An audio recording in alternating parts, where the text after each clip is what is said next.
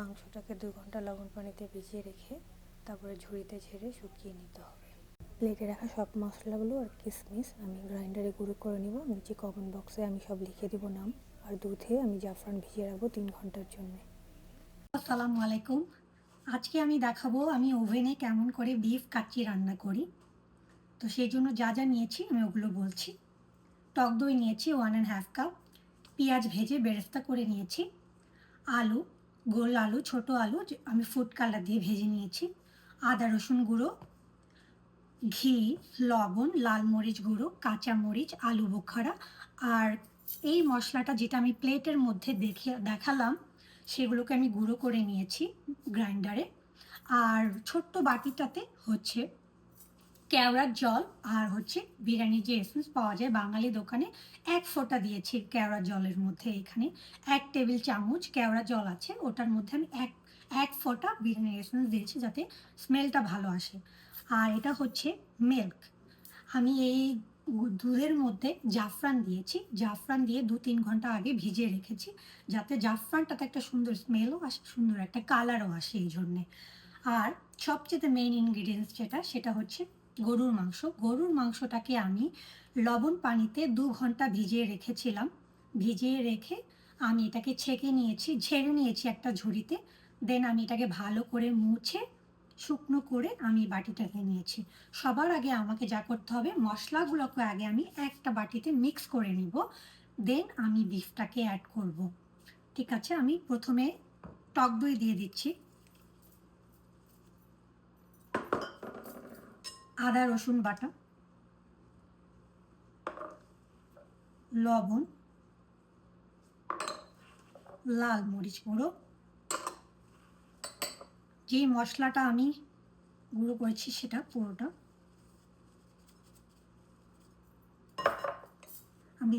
পেঁয়াজ আমি এখন অল্প কিছু পরিমাণে দিব, বাকিটা আমি দেব যখন আমি এটা রান্না করব, ওভেনে দিব ট্রেতে, তখন আমি বাকিটা দেব। আর এখানে সেম আমি কিছু ঘি আমি এখানটাতে দিব, বাকিটা হচ্ছে রান্না করার সময় আমি পরে দিব।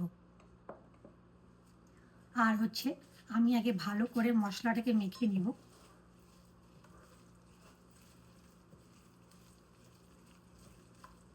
মশলাটাকে ভালো করে চাইলে সবাই যে কেউ হচ্ছে বিফ বা গরুর মাংসর সঙ্গে উপরে দিয়ে মেখে নিতে পারে, কিন্তু আমার কাছে এইভাবেই ভালো লাগে যে আমি আলাদা করে মেখে নিলে আমার কাছে মনে হয় যে এইভাবে ভালো হয়। কারণ আমি যার কাছ থেকে এটা শিখেছিলাম, তো সে একজন বাবুর্চি ছিল বাংলাদেশে, যে আমাকে এই রেসিপিটা বলেছিল।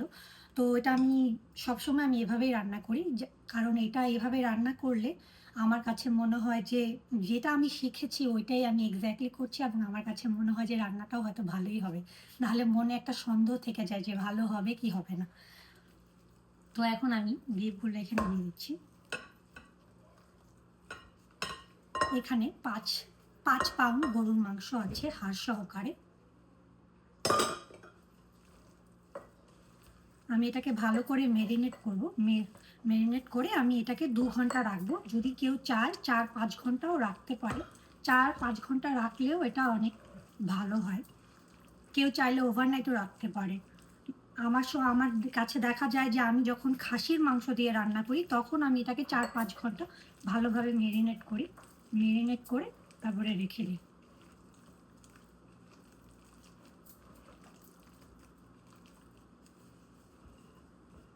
তো আমি এখন এটাকে 2 ঘন্টা এভাবেই রেখে দিব। 2 ঘন্টা পরে আমি এটাকে যখন আবার রান্না করব তখন আবার দিয়েছি চুলাতে চালটা সিদ্ধ করার জন্য। তো পানিটা বলক চলে আসছে, তো আমি এখানে 2টা তেজপাতা, এলাচি আর দারচিনি দিব পানিতে।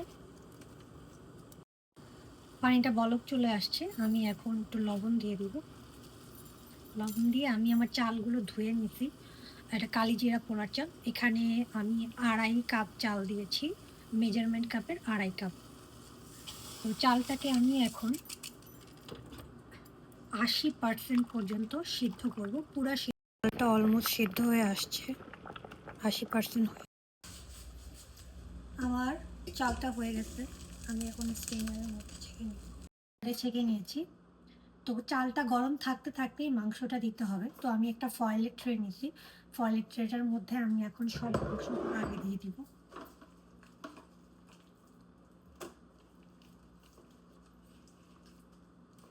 ছোট ট্রে নিতে হবে যাতে জায়গা বেশি না খায়, জায়গা বেশি না নেই সেই পরিমাণে ছোট ট্রে নিতে হবে যাতে কম জায়গার মধ্যে, কারণ কম জায়গা হলে মাংসটা সিদ্ধ হবে ভালোভাবে। তো আমি এখন আলুগুলো দিয়ে দিব, ভেজে রাখা আলুগুলো একটা একটা করে দিয়ে দিব।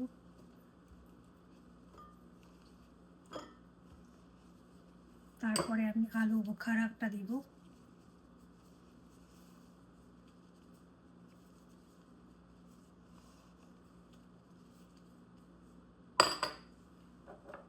কাঁচামরিচ,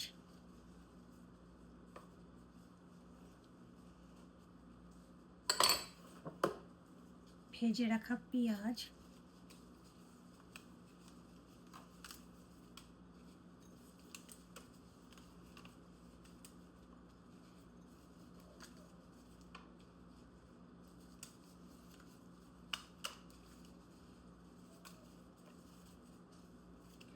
এখন আমি দিয়ে দিব চালটা। চালটা একদম গরম থাকতে থাকতে দিতে হবে। চালটাকে আমি 80% সিদ্ধ করে নিয়েছি। চালটা গরম থাকতে থাকতে দিলে ঠান্ডা হয়ে গেলে আবার হবে না।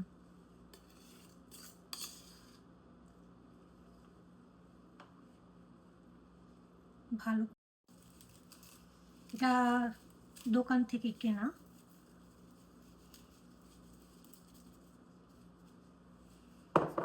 আর সামান্য পরিমাণে একটু ফুড কালার দিয়ে দিব, জাস্ট কালারের জন্য। লামস হয়ে যাচ্ছে, ভেঙে দিলাম। ফল দিয়ে চারপাশে ভালো করে ফিল করে নিব। এখন আমি এটাকে ওভেনে দিয়ে দিব। আমি এখন আমার বিরিয়ানিটাকে 250 ডিগ্রি ফারেনহাইটে বেক করতে দেব 3 ঘন্টার জন্যে। আমার কাচ্চি রেডি, আসো এখন খুলে দেই।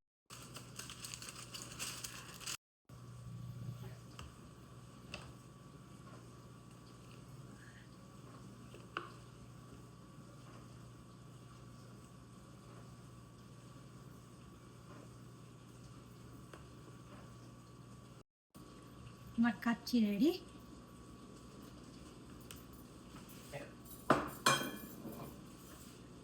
আমি এখন প্লেটে নিব, ট্রাই করে দেখব।